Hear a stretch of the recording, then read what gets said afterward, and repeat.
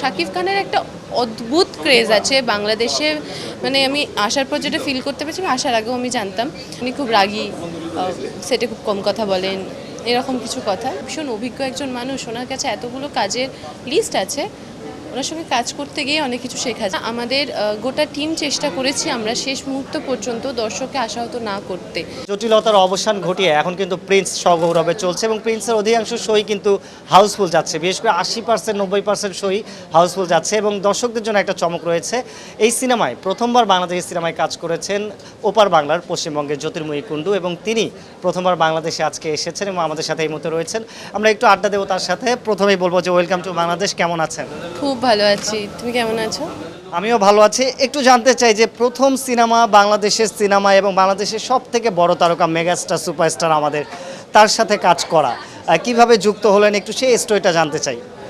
যুক্ত হলাম বলতে তখন আমার একটা অন্য কাজে একটা রিলিজের একটা প্রবলেম চলছিল সেই মুহূর্তে। তখন আমাকে এই প্রোডাকশন হাউস থেকে ফোন করে বলা হয় এরকম বাংলাদেশে শাকিব খানের সঙ্গে একটা সিনেমার কথায় তোমায় ভাবা হচ্ছে। আমি প্রথমেই হ্যাঁ করেছিলাম, আমার নেক্সট আমি কি হচ্ছে না হচ্ছে প্রথমেই হ্যাঁ করেছিলাম, কিন্তু কিছু আমার একটা ডেটে ইস্যু হচ্ছিল। তারপরে যদিও দুই তরফেই খুবই আমার সঙ্গে সহযোগিতা করেছিল, তারপরে আস্তে আস্তে প্রিন্সের সঙ্গে যোগ হওয়া এবং মেগাস্টারের সঙ্গে কাজ করা।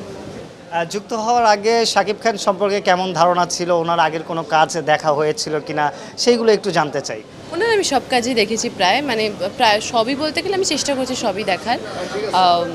আর ওনার সঙ্গে সম্বন্ধে ধারণা বলতে কিছু কিছু ভুলভাল কথা শুনেছিলাম, যে উনি খুব রাগী, সেটে খুব কম কথা বলেন, এরকম কিছু কথা। কিন্তু আমার মনে হয়নি কোথাও গিয়ে, আমার কেন, আমার জায়গায় বা আমাদের সেটে যারা যারা ছিল আমার মনে হয় তারা কেউই বলবে না, কারণ উনি এত মজা করে কাজ করতে, ওনাকে আমরা সামনে থেকে দেখেছি এবং একটা কাজের প্রতি একটা মানুষের কতটা ডেডিকেশন থাকতে পারে। তারপরেই উনি হয়তো আমাদের, এই যে আমরা দেখি না এত সুন্দর সুন্দর সিনেমা আমাদের উপহার দিচ্ছে, তো ব্যাক স্টোরিটা অন্যরকম, এতটা জেদ থাকে একটা ভালো সিনেমা বানানোর পিছনে ওনার, তো এটাই হচ্ছে আসল কারণ। একটু জানতে চাই, যেহেতু শাকিব খান অনেক সিনিয়র একজন আর্টিস্ট, বাংলাদেশে এবং পশ্চিমবঙ্গে দু বাংলাতেই খুবই জনপ্রিয়, সেই জায়গায় ওনার সাথে কাজ করার ক্ষেত্রে বা স্ক্রিন শেয়ারের ক্ষেত্রে একটু নার্ভাসনেস কাজ করেছিল কিনা, বা কো আর্টিস্ট হিসেবে কতটা সাপোর্টিভ ছিল, একটু যদি শুটিংয়ের কোনো গল্প থেকে থাকে। দেখো, নার্ভাস তো না, নার্ভাস আমি ছিলাম না, কারণ আমি জানি ভগবান আমাকে যতটুকু দিয়েছে আমি যদি ওইটুকু আমার 100% দিয়ে না চেষ্টা করতে পারি, যদি কোট আনকোট বলে আমি না খুব নার্ভাস ছিলাম এইটার উপর দিয়ে চালিয়ে দেওয়ার চেষ্টা করি, তাহলে আলটিমেটলি ক্ষতিটা আমারই হবে। তো আর উনিও আমাকে কখনো সেই জায়গাটা ফিল করাননি যে আমি মেগাস্টার, আমি এই আমি সেই, কোনো দিন ফিল করায়নি। আমাকে সবসময় স্পেস দিয়েছে এবং আমাকে আমার কাজটা করার সুযোগ করে দিয়েছে। আমি যেভাবে কাজটা করতে চেয়েছি সেভাবেই আমাকে কাজটা করতে দেওয়া হয়েছে। ভীষণ ভীষণ সাপোর্ট পেয়েছে এবং উনি তো বললাম না ভীষণ অভিজ্ঞ একজন মানুষ, ওনার কাছে এতগুলো কাজের লিস্ট আছে, ওনার সঙ্গে কাজ করতে গিয়ে অনেক কিছু শেখা যায়। মানুষের শেখার যেমন শেষ নেই, আর আমি তো জাস্ট শুরু করেছি, আমি ওনার কাছ থেকে কাজ করতে গিয়ে অনেক কিছু শিখেছি। একটু নির্মাতা সম্পর্কে জানতে চাই। নির্মাতা আবু হায়াত মাহমুদ, উনি আমাদের নাটকে অনেক জনপ্রিয় নির্মাতা, তবে বড় পর্দায় ওনার এটাই প্রথম ডেবিউ বলা যায়। নির্মাতা হিসেবে কেমন লেগেছে এবং বাংলাদেশের খুবই বড় বাজেটে একটা সিনেমা এটা প্রিন্স, খুবই লার্জার দ্যান লাইফ, খুবই বড় স্কেলের সিনেমা, অ্যারেঞ্জমেন্ট কেমন লেগেছে, আগে বাংলাদেশ সম্পর্কে কেমন ধারণা ছিল সিনেমা সম্পর্কে, প্রিন্সে কাজ করে সেই পরিবর্তন হলো কিনা ধারণা, সব মিলে একটু জানতে চাই। দেখো, প্রিন্সের স্ক্রিপ্টটা যখন আমাদের কাছে এসেছিল, প্রথম স্ক্রিপ্টটা অনেক অনেক অনেক ধোঁয়াশা আছে, মাঝখানে আমি ক্লিয়ার করে দিই। যখন প্রথম আমার কাছে স্ক্রিপ্টটা আসে, আমি যখন গল্পটা শুনেছিলাম না, আমি চমকে উঠেছিলাম যে কী সুন্দর 3টে লেয়ারের গল্প, 3টে জীবন দেখানো হচ্ছে, তো এটা তো ভীষণ ভালো হবে।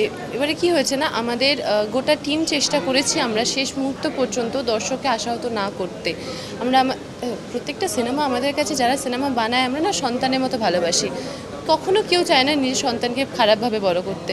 তো আমরা চেষ্টা করেছি আমাদের 100% দিয়ে, কিন্তু আমাদের কিছু ভিসা প্রবলেম বলো, পারমিশন প্রবলেম বলো, সেই মুহূর্তে আমরা সেটা সম্মুখীন হয়েছিলাম এবং আমাদের যে শিডিউলে শেষ করে যাওয়ার কথা ছিল সেটা আমরা করতে পারিনি। আমাদের আবার মানে এই সিনেমাটা আমি যদি খুব ভুল না হই নভেম্বর ডিসেম্বরে শেষ হয়ে যাওয়ার কথা ছিল, এবং আমি যদি খুব ভুল না হই তাহলে 4-5 মাস শাকিব খান নিজেই সিনেমাটার সঙ্গে আছেন এখনও পর্যন্ত, ওনার মানে থাকার এতদিন কথা নয়। ওই যে বললাম উনি খুব একটা ভালো, হ্যাঁ একদমই খুবই ভীষণই ইনভলভ প্রত্যেকটা ক্ষেত্রে, মানে ক্যামেরার ক্ষেত্রে, লাইটের ক্ষেত্রে, কস্টিউমের ক্ষেত্রে, সব রকম দিকে ওনার নজর থাকে। তো এটাই আর কি। তো আমরা চেষ্টা করেছি একটা ভালো সিনেমা দর্শককে উপহার দেওয়ার জন্য। বাকিটা তো দর্শক বলবে।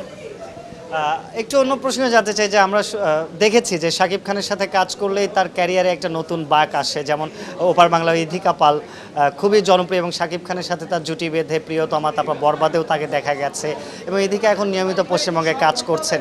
তো এত বড় তারকার সাথে কাজ করাটা আসলে ক্যারিয়ারে একটা নতুন পালক যুক্ত করলো কিনা, বা পশ্চিমবঙ্গে নির্মাতারাও একটু জ্যোতির্ময়ীকে নিয়ে আলাদাভাবে এখন ভাববে কিনা, কি মনে হয়?